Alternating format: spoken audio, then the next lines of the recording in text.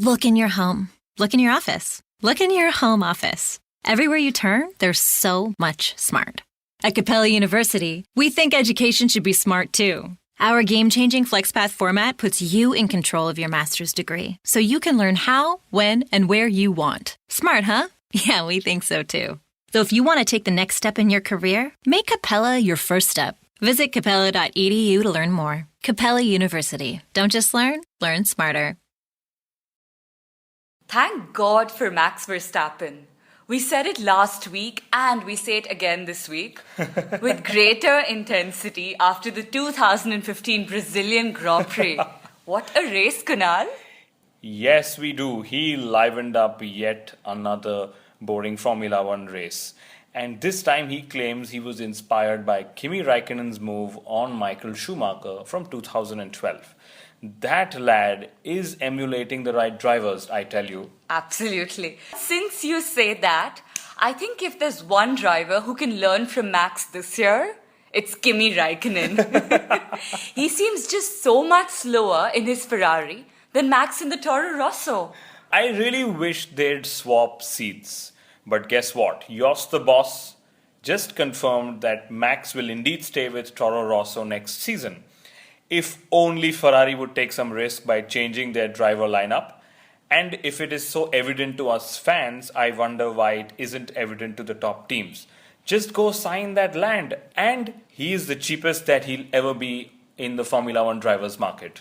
You know, it seems to be right when Bernie says that Formula One teams are here to race and not conduct business. The other driver who could learn just so much from Max at Interlagos, Lewis Hamilton. Ouch. So our much spoken about, much acclaimed triple world champion, he claimed that following a car wasn't possible at Interlagos, let alone even overtaking one.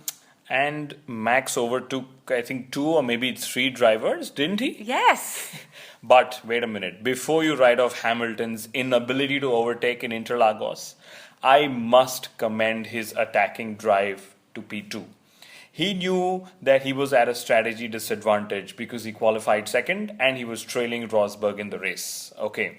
And he knew that he wouldn't get the prime pit stop strategy in the race as well. But instead of complaining, he did complain. Little bit.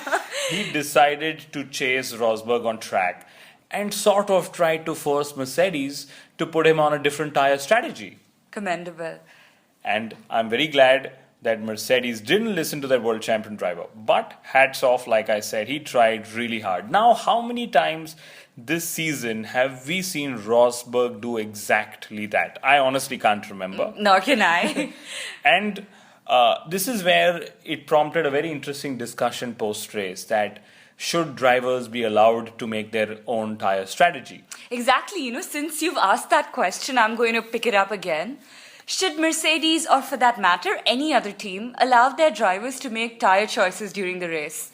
Damon Hill seems to think that they should. In my view, tire choices in today's generations are different from those of the past. There is just so much data available to the engineers that it is best left for them to make this decision. Otherwise, I don't understand why teams would need to collect this much of data anyway.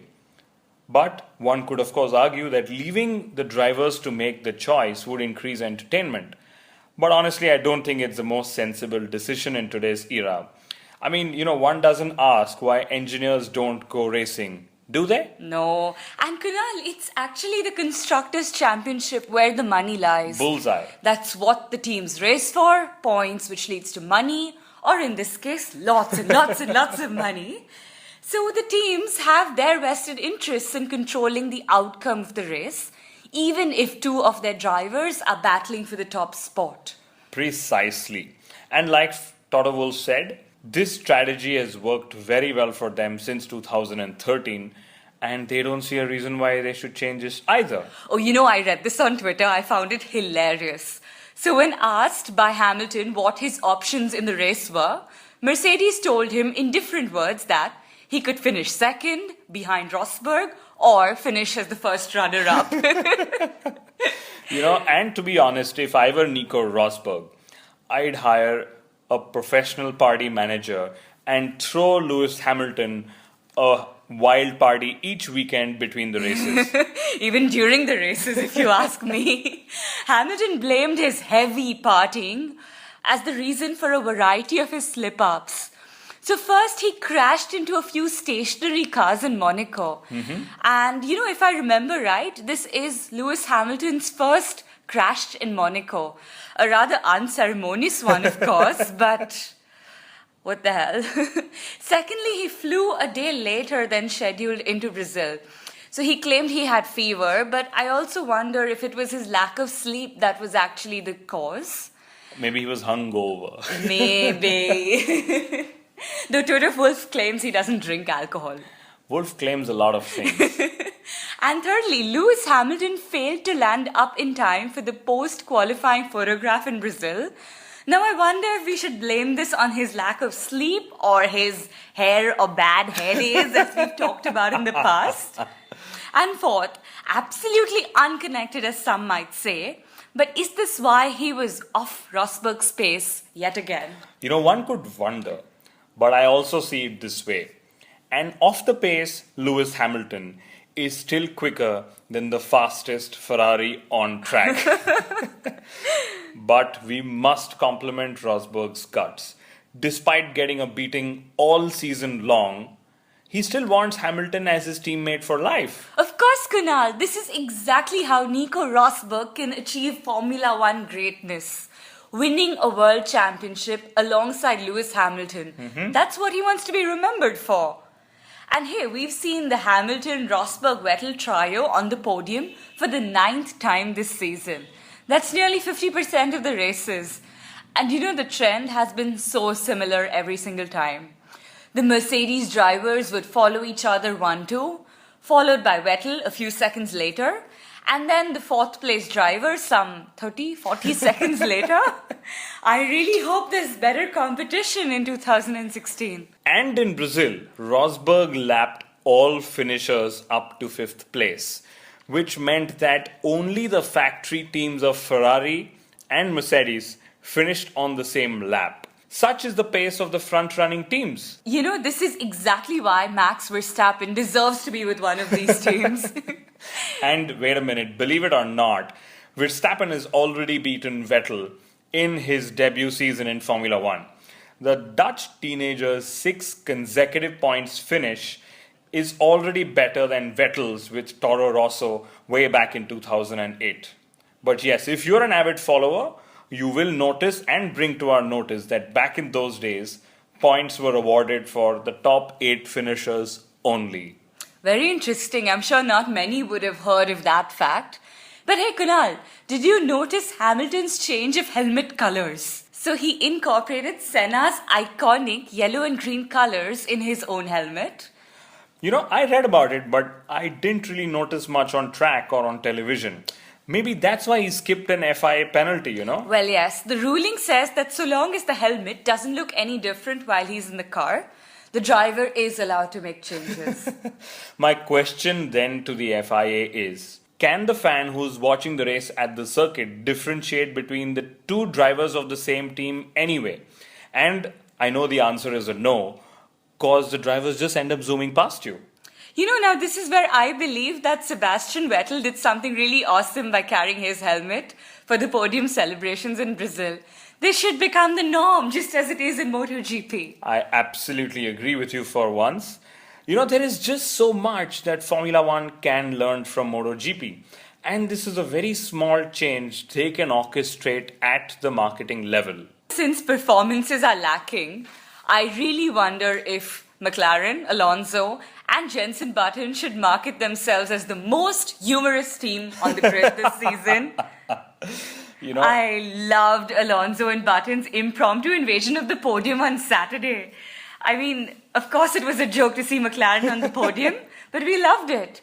And I'm very glad that the FIA didn't penalize them some 100,000 place grid penalty for this act.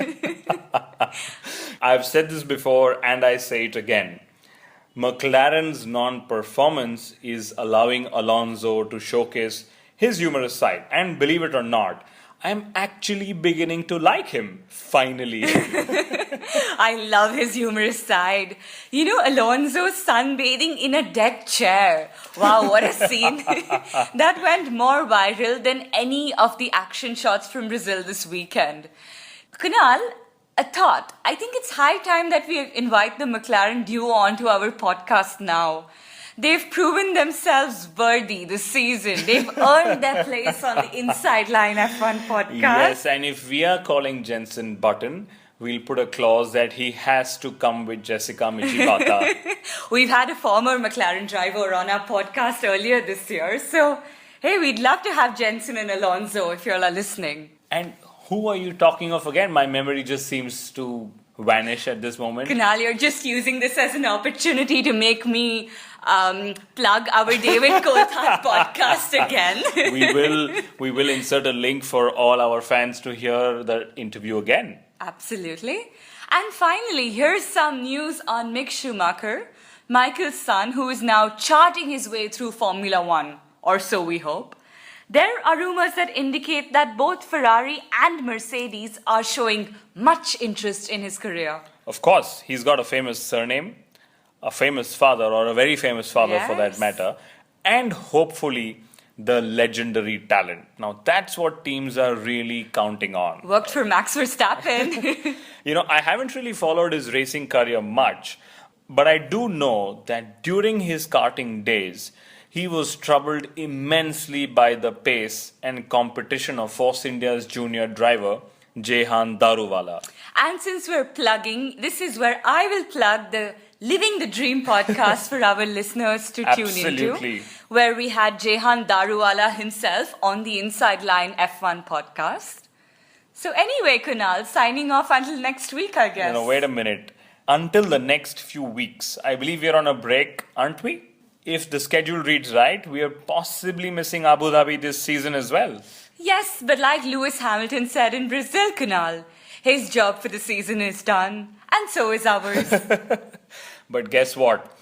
Our work begins again in the off-season, so see all you guys back in December. 15 minutes could save you 15% or more. Is that Shakespeare? Nope, it's Geico. Yeah, that's Shakespeare from one of his unpublished works.